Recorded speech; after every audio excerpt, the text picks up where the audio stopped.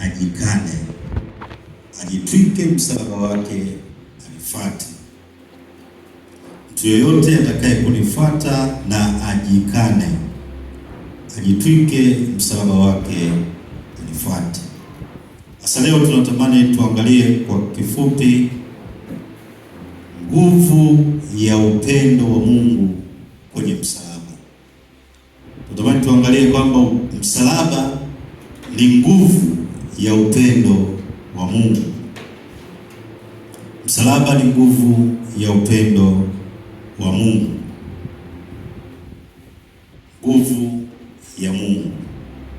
Wapendwa katika Kristo, tunapoendelea kutafakari juu ya msalaba, tunaona ya kwamba msalaba ni ishara ambayo wengi huiona kama mateso, lakini ndani yake kuna siri kubwa ya upendo wa Mungu. Tunapotazama msalaba, watu wengi wanaona kama mateso, lakini ndani ya msalaba wasichokijua ni kwamba ndani ya msalaba kuna siri kubwa ya upendo wa Mungu. Siri kubwa ya upendo wa Mungu kupitia Yesu Kristo. Tunaona upendo wa Mungu ukiwa hai na wenye nguvu. Bwana asifiwe. Bwana asifiwe. Jambo la kwanza, kwa nini tunasema nguvu, msalaba ni nguvu ya upendo wa Mungu? Jambo la kwanza, msalaba ni ufunuo wa upendo wa Mungu. Biblia inaandika kwenye Warumi, msalaba ni ufunuo wa upendo wa Mungu. Biblia inaandika kwenye Warumi sura ya 5. Warumi 5 tukisoma ile aya ya 8.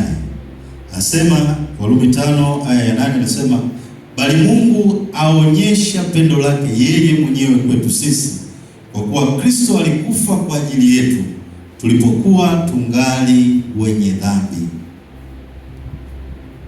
Bali Mungu aonyesha pendo lake mwenyewe kwetu sisi, kwa kuwa Kristo alikufa kwa ajili yetu tulipokuwa tungali wenye dhambi. Kwa hiyo Kristo alikufa kwa ajili yetu tulipokuwa tungali wenye dhambi. Jambo la kwanza, Mungu anaonyesha kwa nini msalaba ni nguvu ya upendo wa Mungu. Anasema kwa sababu yeye mwenyewe alionyesha pendo lake kwetu, kwa sababu Kristo alikufa tukiwa tungali wenye dhambi. Bwana asifiwe sana. Bwana asifiwe. Hii inaonyesha kwamba Mungu hakusubiri tubadilike kwanza. Alitupenda tulivyokuwa. Yaani upendo wa Mungu unapokuja kwenye maisha yako, Mungu asubiri ubadilike. Yaani Mungu anakupenda jinsi ulivyo. Mungu ananipenda jinsi nilivyo. Mungu alinipenda jinsi nilivyokuwa, na wewe Mungu alikupenda jinsi ulivyokuwa. Inawezekana kabla hujamjua Kristo ulikuwa una mambo mengi, ulikuwa wakati mwingine watu wanakukataa, ilikuwa wakati mwingine watu wanakusema vibaya, ilikuwa wakati mwingine watu wakikutazama hawakuoni hivyo ulivyo, lakini Mungu alikupenda vile ulivyokuwa. Bwana asifiwe sana. Bwana asifiwe. Sijui watu wengine wanaangalia nini, wengine wanaangalia nini, lakini Mungu hakuangalia chochote, bali Mungu alitupenda vile tulivyokuwa. Kama zamani tulikuwa walevi, Mungu alitupenda katika hali hiyo hiyo. Kama zamani tulikuwa wavutaji, Mungu alitupenda katika hali hiyo hiyo.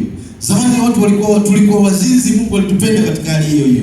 Yaani tulikuwa waharibifu, lakini Mungu alitupenda katika hali hiyo hiyo.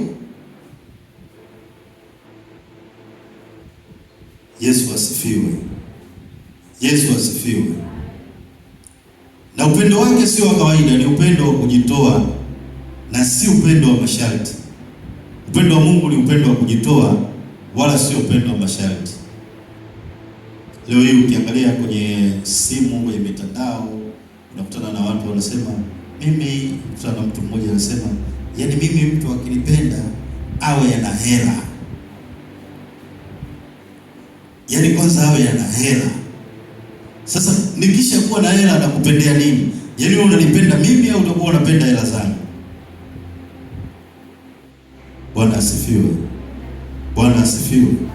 Lakini upendo wa Mungu haujachagua huyu anacho wala huyu hana. Upendo wa Mungu wote tunakaa kwenye kapu moja.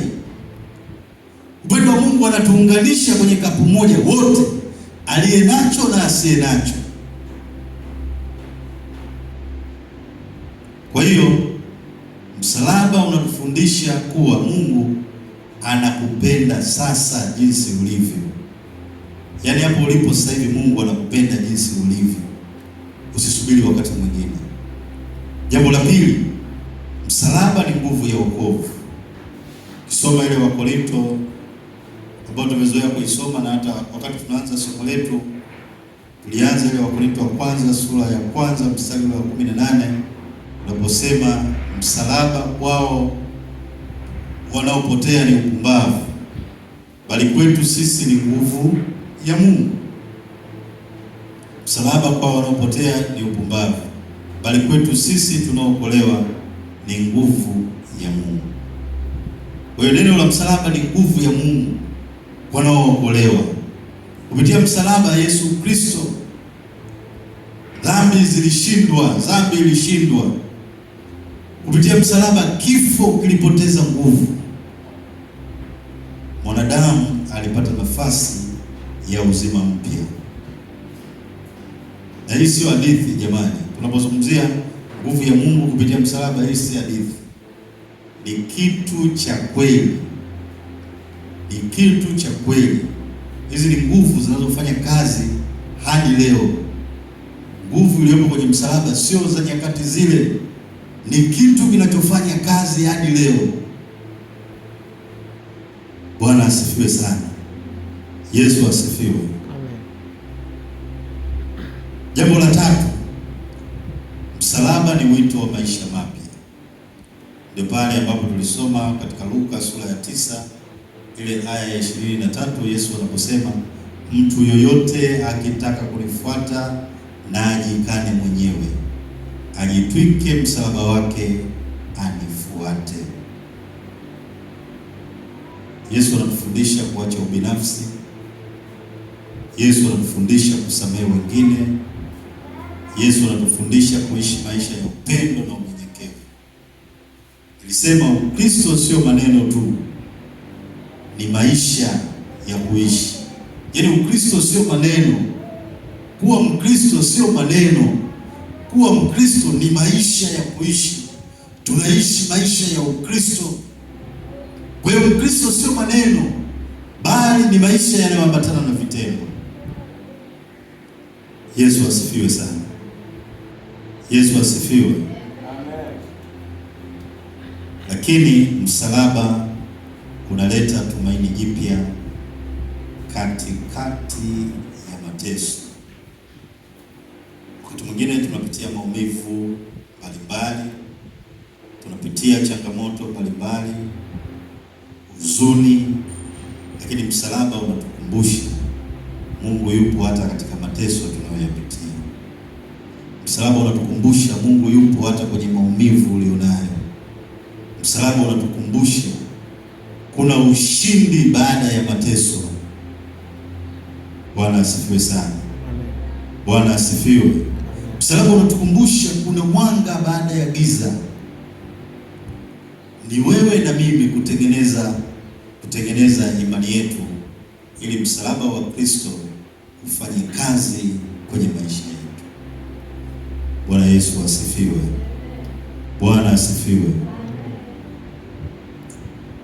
Kwa hiyo msalaba ni msalaba si ishara ya kushindwa, ni ishara ya ushindi.